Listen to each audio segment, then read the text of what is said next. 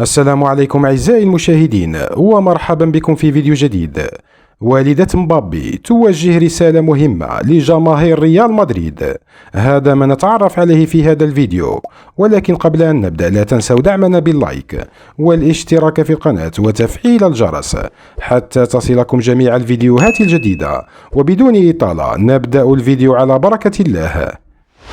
وجهت السيدة فايزة العماري والدة النجم الفرنسي كيليان مبابي رسالة مهمة لجماهير ريال مدريد.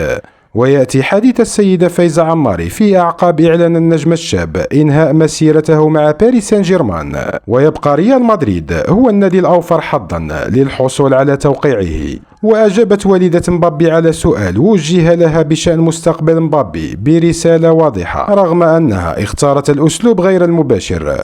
ووجه الصحفي سؤالا للسيدة فايزة العماري قال فيه: أين سيلعب مبابي العام المقبل؟ وقالت السيدة في إجابتها: أعتقد أنكم تعرفون ذلك بالفعل، أليس كذلك؟ وستشهد الأيام المقبلة اتخاذ خطوة فعلية من كافة الأطراف المعنية لإتمام انتقال مبابي إلى ريال مدريد، وذلك لخوض غمار المباريات التحضيرية للموسم الجديد. والجدير بالذكر أن مبابي يبلغ من العمر 25 سنة، ويجيد اللعب في مركز قلب الهجوم، وأمضى في باريس 7 سنوات بين 2017 و 2024.